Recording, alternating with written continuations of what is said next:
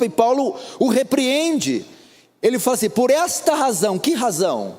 Os versos anteriores: lembrando das tuas lágrimas, Timóteo, pela recordação que guardo de tua fé sem fingimento, a mesma que primeiramente habitou em tua avó Lóide e em tua mãe Eunice. Estou certo que em ti também, por essa razão, por causa de tudo que aconteceu com você, Timóteo, da sua conversão, da sua entrada na fé, da sua história. Você se lembra quando converteu? Você se lembra quando mudou para Franca? Quando assistiu Defesa do Evangelho pela primeira vez? Você lembra da sua fé fiel, não fingida, que habitou nos seus antepassados? A sua conversão, o seu primeiro amor? Por essa causa, reavives o dom, volte a ser constante. Por causa do encontro com Deus, das promessas que você fez, da alegria que você tinha, de quando você veio, dos primeiros cultos, dos primeiros dias. Volte, reavives o dom, reavives o entusiasmo, a alegria, a assiduidade, a presencialidade, a firmeza, o bom combate. Não seja inconstante.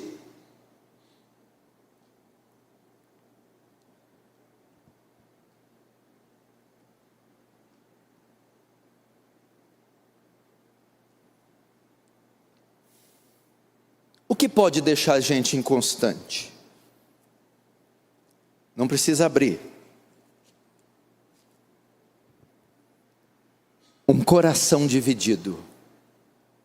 Um coração dividido. Tiago 1,8 diz assim: o homem de ânimo dobre é inconstante em todos os seus caminhos. Então está falando aqui de alguém que é inconstante. O que gera a inconstância? Um homem de ânimo dobre. Ânimo dobre ali é de ânimo duplo, de duplo coração. Um coração dividido. O que é isso? Quando nós nos convertemos, por que nosso ritmo com Cristo ele é intenso? Porque temos olhos só para Ele. Nosso coração está voltado só para Ele. À medida que o tempo vai passando, os nossos olhos vão se voltando para outras coisas. Olhe para a tua agenda deste mês, dessa semana. Veja com quanta coisa você está envolvido. Veja quanta coisa. Academia, trabalho, curso de inglês, de informática, serviço não sei aonde, mídia social, plataforma, isso, aquilo.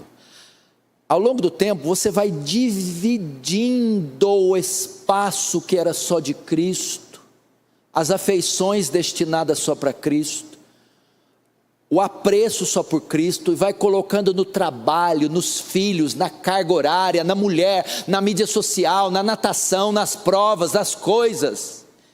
E seu coração fica dividido, e quando ele fica dividido, você se torna inconstante. Será que a sua agenda precisa de tanta parafernália? Será que você não tem que voltar a viver uma vida simples? Será que não dá para ter só um trabalho e para ficar em casa, gastar tempo com a mulher, com os filhos, com o devocional? Precisa atender tanta gente, precisa marcar tanta visita, precisa trabalhar desse jeito? Aí seu coração fica dividido, e quando ele fica dividido, ele fica gelado, e você vai ser inconstante. Ora dá alguma coisa para o Senhor, ora não dá. Ora tem disposição para vir no culto, ora não tem, está cansado, está esgotado, não consegue ler a Bíblia, porque está cansado. Quando não está cansado, não consegue orar, porque a mente está cheia de pensamentos, cheia de minhocas. Então Deus fica sempre, sempre dividido. Então o homem de ânimo dobre é inconstante. Você está lutando em muitas frentes e está perdendo sua característica. Você perdeu a alegria de vir no culto, você perdeu a disposição de ler a Bíblia, você perdeu a força para a oração, porque está dividindo as coisas essenciais com as secundárias. Porque está cansado demais, porque está disperso demais, porque está tenso demais, porque está aflito demais, porque está ansioso demais. E por que está ansioso demais? Porque está dividido com muitas tarefas. Tem coisa demais. Você tem que afastar do maldito celular. Você tem que afastar das plataformas digitais. Você tem que cortar o fio da tomada da televisão. Você tem que parar com esse monte de visita na casa de tanta gente. Você tem que parar de abrir a casa para esse tanto de gente. Você tem que diminuir essa agenda. Você tem que parar. Para quê? Para que você não seja mais inconstante. Para que seus olhos voltem a estar no Salvador. Constância. Frequência nos cultos. Por que você está faltando tanto? Por que você não é regular? Hebreus capítulo 10, 25 diz: não deixamos de congregar como é costume de alguns. Não deixemos de congregar. É uma ordem. Irmão, uma coisa leva a outra. Ai, pastor, eu não venho porque eu sou fraco. Mas você é fraco porque você não vem. É uma reação em cadeia. Eu não venho porque eu sou fraco. Mas eu sou fraco porque eu não venho. Vai continuar fraco.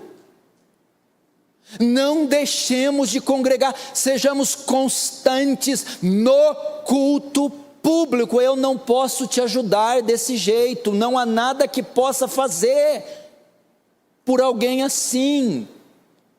Nós temos uma responsabilidade. Temos culto de oração, temos vigília, temos escola dominical, temos culto dominical. Você precisa ser constante nos cultos.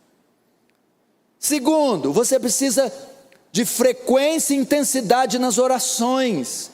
1 Tessalonicenses: orai sem cessar. Você não precisa só ser frequente nas orações, como intenso. Orai sem cessar significa: estejam constantemente em oração, em espírito de oração. Não abandone o lugar da oração, não deixem de orar. Isso número. Agora intensidade. A oração também precisa ser fervorosa. Então Paulo está querendo dizer aos Tessalonicenses: não para ficar de joelho 24 horas. Orai sem cessar dá lugar, dá ideia, estejam constantemente em espírito de oração. Como é que foi a sua vida de oração essa semana? Aí está explicado por que a vida é desse jeito. Você precisa ser constante. Quando eu oro, sou eu que fico santo, não é você. Você que, se quer algo, é você que tem que praticar. Eu vou na academia, não é você que fica forte. Se eu vou na academia, sou eu que fica forte. Você não pode depender de oração dos outros, da mãe, do tio, do pai, do pastor. Você precisa praticar a oração, senão você nunca vai ser um crente forte. Orai sem cessar, constância na oração. Responsabilidade quanto à leitura. Josué capítulo 8. Não aparte da sua boca as palavras do livro dessa lei. Antes medita nele de dia e de noite. Então prudentemente te conduzirás. E farás prosperar o teu caminho.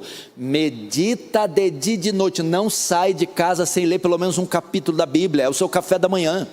Na hora do almoço na empresa, medita em alguns versículos. À noite, antes de dormir, medita em outros versículos. Coma constantemente da palavra. Não entendeu o significado, anota, pega um dicionário, no outro dia vai estudar para saber o que significa. Seja constante. Bem-aventurado o homem que não anda no conselho dos ímpios, nem se detém no caminho dos pecadores, nem se assenta nas rodas dos escarnecedores. Antes tem o seu prazer na lei do Senhor, e na sua lei medita de dia e de noite. Seja constante. Não baixe a guarda na sua santificação. Lembra do seu primeiro amor? A guarda alta com a santificação. Vai perdendo a constância. Já começa a tolerar coisa com o olho que não tolerava.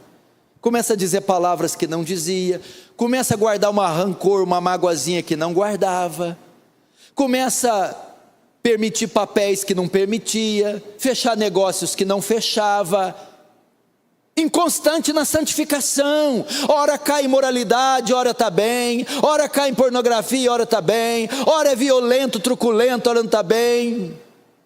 Precisa voltar à constância e aumentar a guarda, não permitir esses pensamentos e alimentá-los, não permitir essas práticas e bani-las da sua vida, aumentar a guarda e lutar o bom combate. O escritor dos Hebreus, escrevendo em Hebreus 12, diz: ainda não resistisse até o sangue, combatendo contra o pecado. Não baixe a guarda, precisa ser constante. Essas coisas, a palavra de Deus não abre mão. Atuação no reino de Deus, o próprio texto que abrimos, 1 Coríntios 15, 58. Irmãos, sede firmes e inabaláveis, sempre abundantes na obra do Senhor. Atuação no reino. Não vem mais na limpeza, não participa de multirão, não vai com o evangelismo, não contribui financeiramente, não apoia as ordenanças, batismo e ceia. Cadê o seu serviço? Sua função? A vigia, a portaria, a transmissão, a escolinha, as crianças, seu serviço no reino. Precisa ser constante. O Senhor está incomodado com isso. Espera isso de nós. Paulo aqui vai dar um segredo, vai mostrar o segredo. Ele ensina que a inconstância é um sinal de imaturidade. O inconstante é imaturo. Efésios 4,4 diz: para que não sejais mais meninos inconstantes. Quem que é o inconstante? Ora em cima, ora embaixo, ora em cima, ora embaixo. Isso é típico de criança. Isso é típico de menino. Ora quer uma coisa, ora não quer mais. Ora está focado, ora não está mais. Não tem a ver com estado emocional. Tem a ver com consciência. A constância. Por que baixa a guarda? Por que hora faz, hora não faz? Menino na fé. Não amadureceu, não entendeu que a vida cristã é uma responsabilidade, é uma vocação. Então, a imaturidade leva à inconstância. Não cresceu ainda, não amadureceu. Porque o homem maduro, ele sabe que ele está diante de uma responsabilidade. Ele não é dirigido pelas suas emoções. Quando está bem faz, quando não está bem não faz. Quando não tem prova faz, quando tem provação não faz. O menino, ele depende de circunstâncias para ir bem, fatores externos. Ele não pode ser alterado, não pode ter obstáculo no caminho dele, não pode ter uma indisposição, senão ele logo se abate, ele logo cai, ele logo baixa a guarda. O homem não, o maduro não, ele sabe que mesmo diante dos desafios, da adversidade, ele tem um compromisso, ele tem uma responsabilidade, por isso ele vai persistir.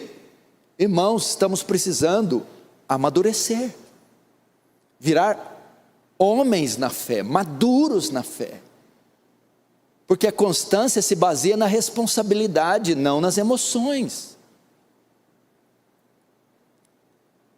E isso é um traço da infantilidade da igreja. Não vou não, o culto para ele não tem relevância, ele não sabe a importância de um culto. Não vou orar não, eu vou olhar aquela mulher. Por que ela é inconstante? A visão dele do reino é periférica, superficial, rasa. Ele não entendeu a gravidade do que é ser cristão, do que é a fé cristã. Ele não tem ideia da gravidade que é o pecado. As coisas santas de Deus não são tratadas assim. E um homem maduro, ele tem apreço pela leitura, apreço pela igreja local, apreço pela santidade, apreço pela sua pureza moral. E ele tem uma responsabilidade junto a Deus. Constância.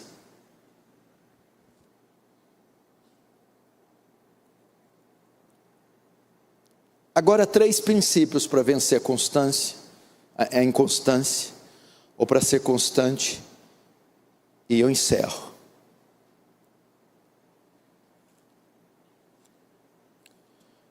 O próprio livro de Efésios, não precisa abrir, porque o culto matutino ele é menor, então a gente dispõe de pouco tempo. O próprio Efésios, que Paulo está chamando os crentes de meninos, e está mostrando por que eles são inconstantes. Por que eles são inconstantes? Porque eles são meninos. E o próprio livro, o próprio capítulo, revela como não ser inconstante. O remédio, maturidade. O texto diz assim, Efésios 4:11. Deus mesmo concedeu uns para apóstolos, outro para profetas, outro para evangelistas e outros para pastores e mestres. Para quê? Para o aperfeiçoamento dos crentes, para que os crentes cheguem à estatura do Filho de Deus, e assim não sejam como meninos inconstantes. Remédio para a inconstância, virar homem. Tem isso aqui, Você acha que eu acordei